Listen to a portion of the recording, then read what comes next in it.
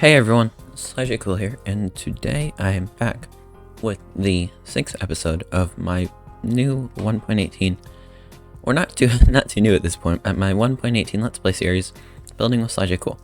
In the last episode, as you probably saw during the intro, we built up this little area over here where we have a inn/tavern, as well as a small house here.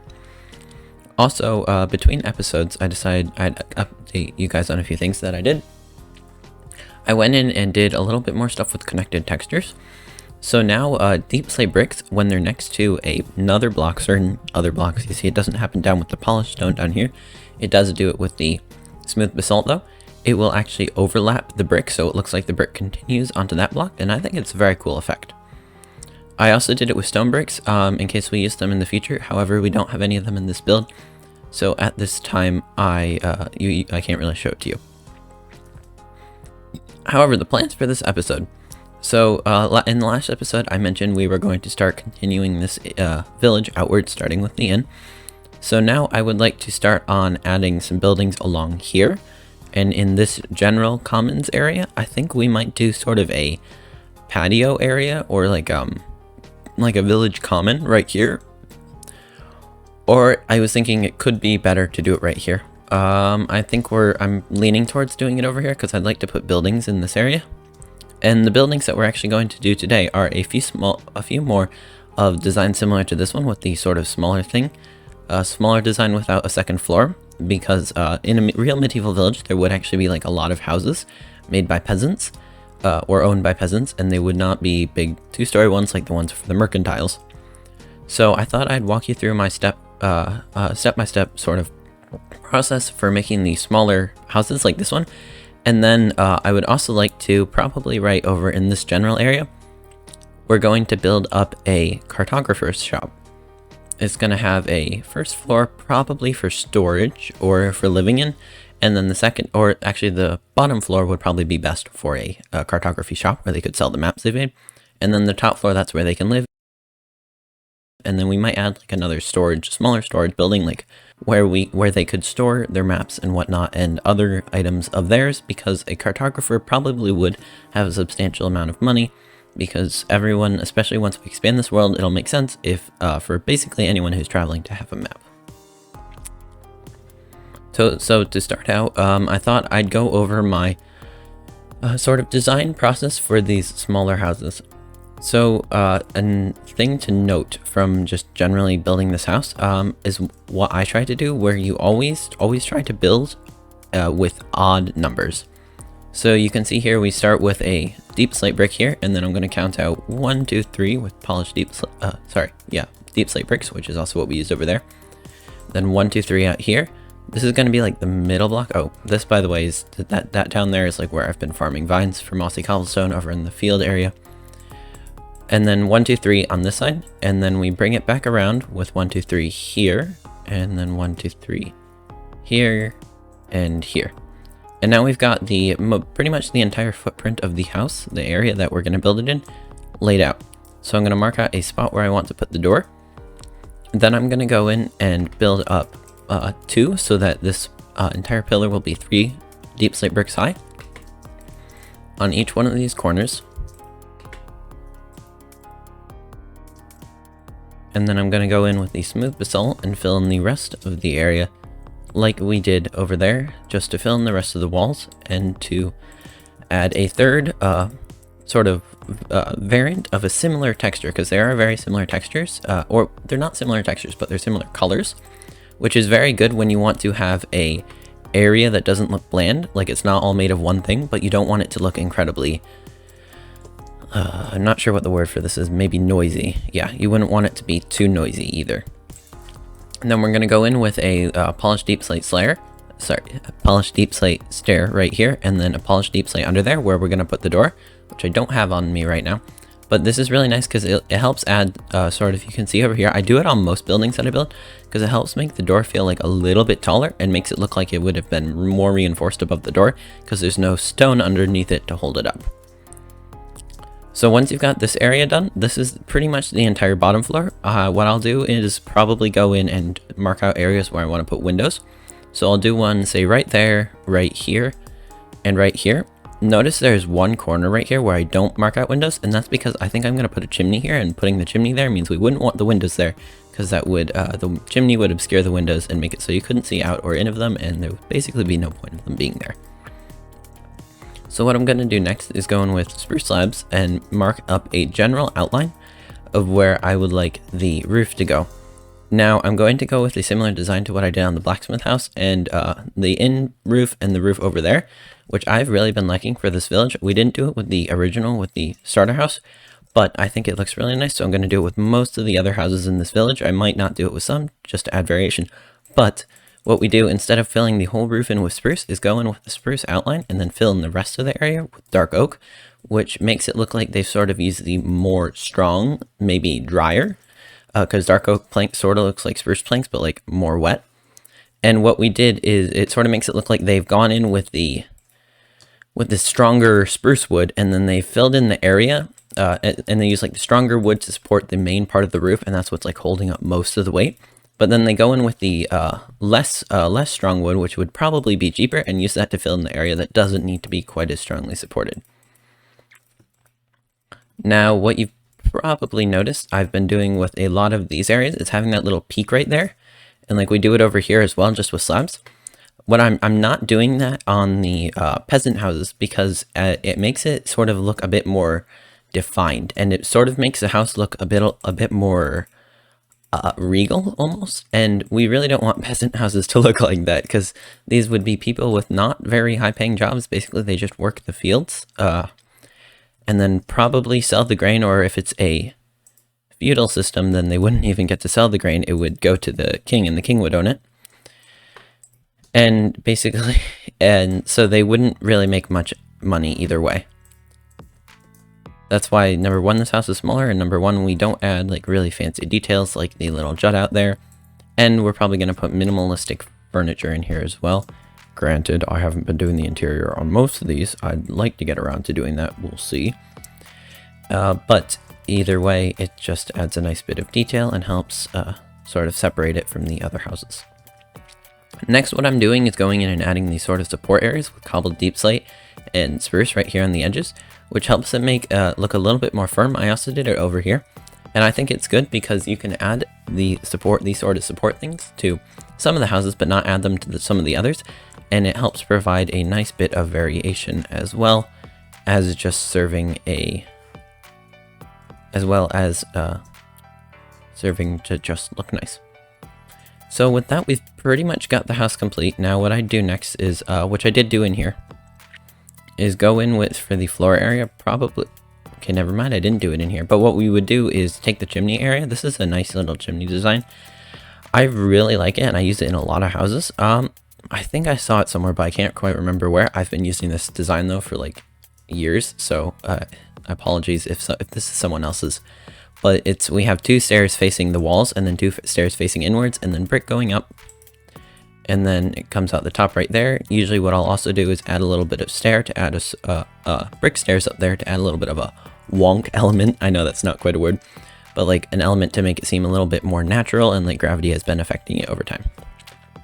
However, that's pretty much everything with the house. So I'm gonna build up a few more of these, and then I'll get back with you guys.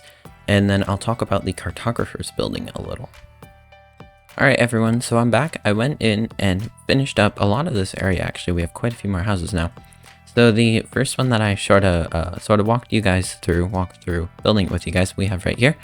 I went in and added the greenery as like bone meal and oak leaves and vines growing up around the sides of it. I also added a door and windows and a few other minor details that I didn't quite show off in the main thing. I also went in over here. I decided that we would probably put like a village square like right over in this area, and then we can have houses along here, and then probably a street heading up over here into the rest of the town, and eventually heading out onto the other side where we can continue off to build other things in the future. And right here next to the town area, sort of square area that we would have eventually, I built this smaller house right here and this smaller house right here. So we have three total new ones, as well as this one which we built in the last episode with the inn that was already there. I also went in and did bushes and stuff with these ones, and as you can see, I added a few more trees in this general area. This area right here I reserved for a slightly larger house that we will probably make 2 stories, similar to on how we did with the inn and the other buildings in here. And actually, I would like to do this the next episode. I think it would be really fun to put a butcher shop right here, and then we could have sort of a little market stall or something along here. And then we can have sort of like a sort of avenue of like people who are trying to sell their goods along here, where we have the cartographer over here and the butcher over here. So we can have the Cartographers House, which I got a sort of layout for here. We have this sort of 9 by 9-ish area right here where we can have the actual shop, and it's going to be like probably 1 story tall. And then we have this square right here, this bigger square, where we can actually put the living quarters. Also, in between clips here, while I was building up these houses, I also added a 3rd field, which we have right here now, and I'm probably going to add a peasant house right here eventually in the future that would be watching over that field, and probably these other ones as well, as they most likely would not be tended to by the beekeeper or the blacksmith. And also over here, I started adding some cliffs and rocks with stone and cobblestone over in this area, where eventually we're going to start sort of upgrading the mountains as well. Not too much, but not a substantial amount of work done here, but not even close to what we're going to do for the final product. I'm not sure. I'm thinking, since it's going to be boring and going to take a long while anyways, I'm considering streaming it. If you guys think that would be interesting, tell me. I'm not sure though. We'll see. So I'm going to sleep real quick, and then I'll talk about sort of my plans for the Cartographer's House. So if we go over here, we have this square that I laid out, and we have the 1 square where we're going to put the store shop area where they'd be selling the maps, and then we also have 1 area where we're going to put the actual building where they would be living. So to make it a little bit more visible, I'm just going to go in here and lay out the design that we're going to be using. And you can see here it's pretty similar to the other one, where we're going to have go in with deep slate, polished deep slate, and just deep slate bricks. And we're also going to use smooth basalt again. So the idea with this area is that we're going to have this sort of shorter area over here, and then the taller area over here where they'll actually be living, sort of to show how this area is serving a more functional purpose as a shop, and this area is just serving a purpose as a residential area. So this area we're going to build up right here. We're going to build up 1, 2, 3, 4 blocks tall.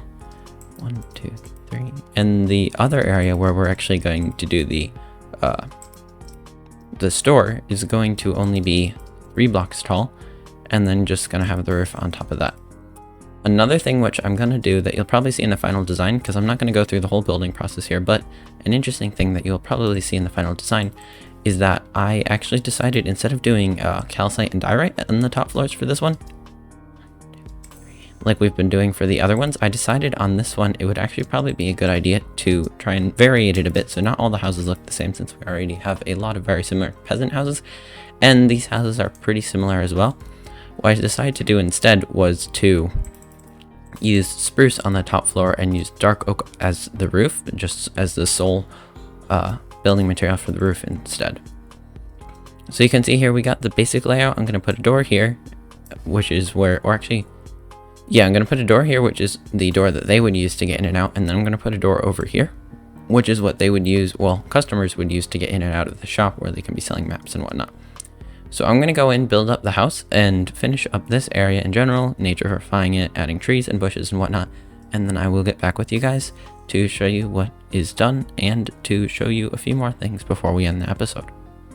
But I'm back here now with what's probably going to be the last clip of the day, and we've actually gotten quite a bit finished up here, so I decided I'd show you guys before we end the episode. So I did go in and finish up the Cartographer's house. I built it all the way up.